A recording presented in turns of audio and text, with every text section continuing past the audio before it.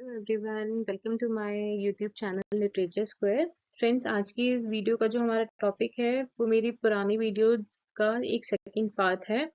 तो I hope आपको first part समझ में आया होगा। और ये वाला जो टॉपिक है आज का, वो टॉपिक है संगति बाय बामा। ये मैंने आपको इसका फर्स्ट पार्ट में बुक का ओवरव्यू दिया था, बामा के बारे में बताया था। आज इस सेकंड पार्ट में, फाइनल पार्ट में, हम बुक के बारे में पढ़ेंगे कि इस बुक में क्या है। तो वीडियो स्टार्ट करने से पहले I would like to request कि अगर आप इस चैनल पे न्यू हैं, आपने चैनल अभी तक सब्सक्राइब नहीं किया है, तो प्लीज इस चैनल को लाइक एंड सब्सक्राइब कीजिएगा और वीडियो को शेयर जरूर कीजिएगा। जैसा कि मैंने आपको अपनी फर्स्ट वीडियो में बताया था कि ये जो नॉवल है संगति इवेंट, ये लिखी है बामा ने। बामा एक तमिल दलित फेमिनिस्ट है, टीचर है और नॉवलिस्ट भी हैं।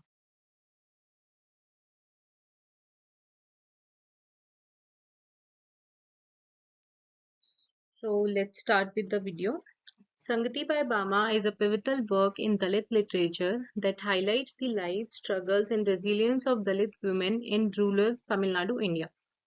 बामा का जो ये काम है संगति, एक बहुत ही महत्वपूर्ण काम है दलित लिटरेचर में, जिसमें कि वो ये बताती है कि जो तमिलनाडु के ग्रामीण इलाके हैं, वहां पे दलित औरतों के साथ क्या होता है, उनकी लाइफ के बारे में हाईलाइट किया गया है इस किताब में। उनकी जो भी दशाएं हैं, वो जो भी स्ट्रगल कर रही हैं डेली लाइफ में, उन सब के बारे में बताया गया है। Sangati portrays the everyday challenges faced by Dalit women, their aspirations for a better future, and their determination to resist the dehumanizing effects of caste discrimination. संगति में उन दलित औरतों के डेली जो चैलेंजेस होते हैं उनके बारे में बताया गया है। एक बेहतर भविष्य के लिए वो जो भी आशाएं कर रही है, उनकी जो भी आकांक्षाएं हैं, उसके बारे में बताया गया है। और जो ये कास्ट डिस्क्रिमिनेशन हो रहा है उनके साथ, उसको बदलने के लिए उनके दृढ़ निश्चय के बारे में बताया गया है। Bama tells us of the habitation of the Parayas caste. People of this caste are not supposed to use the tube water that belongs to the upper caste. The Parayas or other low caste people occupy the ends of the town. बामा इस novel में हमें बताती हैं परैयास cast के बारे में, जिससे कि बामा खुद भी बिलोंग करती हैं। ये मैंने आपको फर्स्ट वीडियो में बताया था। परैया कास्ट के लोग जो थे, उनको ट्यूब वाटर, जो कि अपर कास्ट लोग यूज करते थे, जो पानी, वहां से पानी लेने की इजाजत नहीं थी। और जो परैया कास्ट और बाकी जो भी लो कास्ट पीपल थे, उनको हमेशा टाउन के, यानी जो गांव थे, वहां के इलाके थे, उनके हमेशा कोनों में जगह दी जाती थी। Paraiyas were persuaded by the missionaries to change their religion, and in return they were offered free education for their children. On the other hand, the Paraiyas were targeted by other Dalit communities of the region because of what was seen as betrayal on their part. अब परैयास को क्या था, missionaries ने राजी किया, तुम अपना religion बदल लो, यानी तुम क्रिश्चियनिटी में कन्वर्ट हो जाओ और बदले में हम तुम्हारे बच्चों को मुफ्त की शिक्षा देंगे। और दूसरी तरफ जो बाकी दलित कम्युनिटीज थी जिन्होंने अपना रिलीजन नहीं बदला था, वो परैयास उनके निशाने पे आ गए। क्यों? क्योंकि बाकी दलित कम्युनिटीज को लगता था कि ये इन्होंने हमारे साथ विश्वासघात किया है, अपना धर्म बदल लिया। The irony is neither they were fully accepted by the new religion they had converted to, that is Christianity, nor they could avail the rights and benefits other Dalit communities received post-independence of the country. अब आप ये देखिए, विडंबना ये थी कि जो परैयस cast थी, ना ही तो न्यू रिलीजन जिसमें वो कन्वर्ट हुए थे यानी क्रिश्चियनिटी, ना ही तो उन लोगों ने उन्हें प्रॉपरली एक्सेप्ट किया था, और ना ही जो बाकी दलित कम्युनिटीज को देश की इंडिपेंडेंस के बाद जितने भी राइट्स और बेनिफिट्स मिले, ना ही परैयस कास्ट वो अवेल कर पाए। आपको पता ही है कि हमारे इंडिया में बहुत सारी कास्ट है, जैसे एससी, एसटी, जनरल, ये सब हमारे को उसमें बेनिफिट्स दिए जाते हैं, एससी, एसटी और ये बाकी लो कास्ट को। तो जो बाकी दलित कम्युनिटीज थी, उनको इंडिपेंडेंस के बाद वो सारे बेनिफिट्स मिले, वो सारे राइट्स मिले।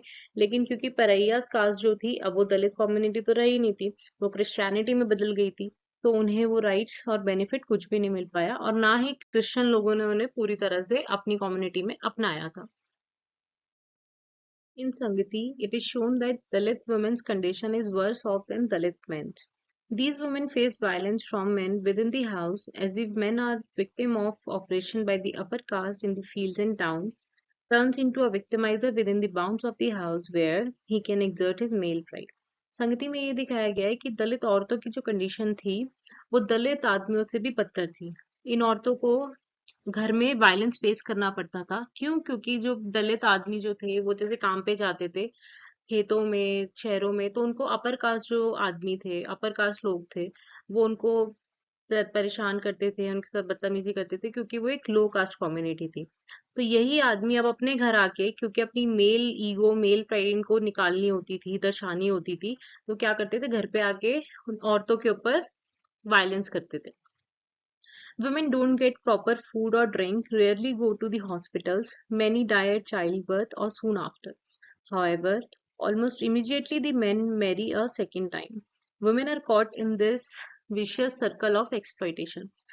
दलित औरतों को ना ही तो ढंग से खाना दिया जाता था, ना ही उन्हें पीने के लिए पानी था। हॉस्पिटल्स भी मुश्किल से ही वो जा पाती थी। कुछ औरतें जो थी वो बच्चा पैदा करते समय मर जाती थी और कुछ उसके कुछ टाइम बाद ही। जबकि आदमी जो था वो अपनी फर्स्ट वाइफ के मरते ही दूसरी शादी भी कर लेता था। लेकिन जो औरत थी वो एक्सप्लॉइटेशन के इस चक्र में फंसी हुई है। Outside the home the women are harassed by the upper caste man. घर के अंदर क्या था कि उनके खुद के पति, जो भी उनके घर में आदमी होते थे, वो परेशान करते थे, और घर के बाहर इन औरतों को अपर कास्ट लोग परेशान करते थे। Instances of upper caste men stalking Dalit women and then going scot free while the blame automatically comes to the women has been shown. इस बुक में हमें ये दिखाया गया है कि कैसे अपर कास्ट मैन जो थे वो दलित औरतों को स्टॉक करते थे, और फिर अगर ये पकड़ा जाता था कुछ भी, तो वो एकदम से ब्लेम फ्री, यानी उनके ऊपर कोई भी ब्लेम नहीं आता था। वो एकदम साफ निकल जाते थे, और जो भी ब्लेम होता था, जो भी पनिशमेंट होती थी, वो दलित औरतों को मिलती थी। One important instance in the book is described when the narrator's cousin, Mariamma, while crossing the upper caste Kumarasamy Ayya's field, she went innocently to get some water and then suddenly was accosted by him. She couldn't understand, left everything behind and ran home. अब इसी book में एक important instance दिखाया गया है, एक example दिखाया गया है कि जो नरेटर है यानी बामा है, उसकी एक कजन थी मरियम्मा। जब वो एक अपर कास्ट आदमी कुमारासामी अय्या के खेतों में से निकल रही थी, तो आराम से इनोसेंटली थोड़ा सा पानी लेने चली गई, और तभी एकदम से कुमारासामी अय्या ने उसे पकड़ लिया। उसे कुछ नहीं समझ में आया, वो घबरा गई और वहां पे सब कुछ छोड़ छाड़ के एकदम से खेत में से भाग गई। Later, Kumarasamy complains to the Paraya head that Mariamma was behaving in a dirty way with another man. The girl is punished and called a harlot by her community. बाद में क्या हुआ, कुमारासामी को जब लगा कि अगर उसने जाके मरियम्मा ने ये सब अपनी कास्ट में बता दिया, तो हो सकता है लोग उसके अगेंस्ट कोई एक्शन ले, जबकि ये सब बहुत रेयर होता था, पर स्टिल क्योंकि वो अपर कास्ट था, उसे अपनी थोड़ी सी रिस्पेक्ट थी उसकी जो भी गांव में, तो उसको उसको बचाना था। उसने क्या करा, वो कुमारासामी जो है, वो परैया हेड जो था, परैया कास्ट का जो हेड था, उसके पास गया। उसने उनको बोला कि मरियम्मा मेरे खेतों में किसी दूसरे आदमी के साथ बहुत ही गलत स्थिति में मुझे पाई गई। तो परैया हेड ने क्या करा, उस लड़की को ही पनिशमेंट दी, और उसे कम्युनिटी ने हैलोट घोषित कर दिया, यानी कि एक गलत लड़की घोषित कर दिया। In Sangati, Bama clearly brings out the age-old prejudice against women in the Indian society.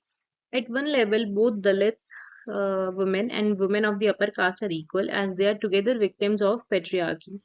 They suffer ill treatment at the hands of the male. Besides all this, upper caste women shows no pity or kindness either on low caste women. संगति में बामा ने clearly ये दिखाया गया कि जो सालों से, सदियों से चली आ रही औरतों के अगेंस्ट जो धारणाएं हैं इंडियन सोसाइटी में, उसने साफ साफ बामा ने इस बुक के अंदर हमें वो बताया। एक लेवल पे दलित औरतें और जो अपर कास्ट औरतें हैं, देखा जाए तो वो दोनों ही सेम है, क्योंकि दोनों ही इस समाज में पेट्रियार्की का शिकार हो रही हैं। दोनों को ही आदमियों के हाथों बहुत इल ट्रीटमेंट मिलता है, बहुत बेइज्जती में सहनी पड़ती है, लेकिन इसके बावजूद भी अपर कास्ट वुमेन लो कास्ट वुमेन पे कोई काइंडनेस, कोई पिटी, कोई रहम कुछ नहीं दिखाती। However, the narrator also shows how infant boys and girls are treated differently. Like, if a baby boy cries, he is instantly picked up, given milk, and never let the boy cry. But the baby girls are denied long breastfeeding. Girls are considered worthless. इस book में narrator ने हमें ये भी बताया कि कैसे infant, यानी जो छोटे बच्चे हैं, एकदम पैदा हुए नवजात शिशु जो है, उसी में लड़के और लड़कियों में कितना भेदभाव किया जाता है। जैसे कि जब एक छोटा लड़का रोता है तो उसे एकदम से उठा लिया जाता है, उसे दूध पिलाया जाता है और उसे कभी रुलाया नहीं जाता। लेकिन जो लड़कियां हैं, उन्हें बहुत देर तक ब्रेस्ट फीडिंग के लिए मना कर दिया जाता है, उनको उनकी माँ का दूध बहुत टाइम तक नहीं पिलाया जाता। बेसिकली लड़कियों को एकदम वर्थलेस, बेकार समझा जाता है। Despite the physical, sexual, and mental violence women in Bama's Sangti face, they exhibit a spirit of fighting till the end of not despairing or brooding. In fact, their lives are marked by continuous hard work. They act as the breadwinner of the family as they put in their labor both outside and inside the house to get the household going. इतनी सारी physical sexual mental violence जो संगति में दिखाई गई है बामा ने औरतों की, उसके बावजूद भी ये औरतें जो हैं ये एक फाइटिंग के स्पिरिट को दिखाती हैं। तब तक भी ये लड़ते रहना चाहती है जब तक ये टूट के बिखर ना जाए। और इनफैक्ट इनकी लाइफ जो है पूरा का पूरा सिर्फ हार्ड वर्क है, ये और कुछ कर ही नहीं रही है। पूरा दिन काम करती है, पूरी रात काम करती है। फैमिली की ब्रेड विनर भी यही है। फैमिली चल ही नहीं से रही है क्योंकि ये घर के अंदर भी और घर के बाहर भी पूरा पूरा काम करती है ताकि इन लोगों का घर चलता रहे। Bama also problematizes the issue of education. She portrays the struggles faced by Dalit individuals, particularly women, who are denied access to education or face significant barriers when trying to pursue it. This lack of education perpetuates cycles of poverty and social inequality within Dalit communities. मामा ने इस book में जो education का मुद्दा है वो भी बहुत अच्छे से बताया है। उन्होंने बताया कि कैसे दलित इंडिविजुअल्स को पढ़ने में ये प्रॉब्लम फेस करनी पड़ती हैं, खास करके औरतों को। उन्हें एक तो शिक्षा का अधिकार उनसे छीन लिया जाता है और अगर कुछ जो पढ़ना चाहती हैं आगे वो कोशिश करती है तो उन्हें बहुत ही मुसीबतों का सामना करना पड़ता है। और ये जो लैक ऑफ एजुकेशन है ये दलित कम्युनिटीज में, इसकी वजह से इन कम्युनिटीज में जो ये पॉवर्टी है, सोशल इनइक्वालिटी है, ये जो कास्ट डिस्क्रिमिनेशन हो रहा है, गरीबी है, इसका ये चक्र चलता ही जा रहा है। Throughout the book, Bama portrays the everyday lives of Dalit women, depicting their experiences of caste-based discrimination, economic hardships, social marginalization, and patriarchal oppression. Through out the book यानी पूरी किताब में बामा ने हमें दलित औरतों की एवरीडे डेली की लाइफ के बारे में बताया है। कास्ट को लेकर जो उनके एक्सपीरियंसेस हैं उनको बताया है। वो कैसे अपनी फाइनेंशियल चीज़ों को झेल रही हैं उसके बारे में बताया है। सोसाइटी में जो उनके साथ भेदभाव हो रहा है उसके लिए बताया है। और जो सालों से चली आ रही मानसिक धारणाएं हैं उसके बारे में बताया है। Bama's writing not only documents the harsh realities of Dalit women but also celebrates their resilience and courage in confronting systemic injustice. बामा की राइटिंग जो है वो सिर्फ दलित कम्युनिटीज की रियलिटीज को ही शो नहीं करती हैं, बल्कि वो दलित कम्युनिटीज जो हैं और दलित औरतें हैं उनके लचीलेपन को और उनके उस साहस को जो कि सिस्टम के इनजस्टिस से लड़ रहा है उसको भी बताती हैं। It serves as a powerful reminder of the ongoing struggle for dignity, justice, and social change faced by Dalit communities in India. ये बुक जो है दरिया बामा की जो राइटिंग्स है वो एक बहुत ही पावरफुल रिमाइंडर है उसके लिए जो ये चल रही है अभी अपनी डिग्निटी को लेके, जस्टिस को लेके, जो सोशल चेंज होना चाहिए दलित कम्युनिटीज को लेके इंडिया में, उसके लिए जो भी चीजें चल रही हैं उसके लिए एक रिमाइंडर है। Ultimately, Sangati stands as a significant work of Dalit literature, challenging societal norms and advocating for the empowerment and rights of marginalized society.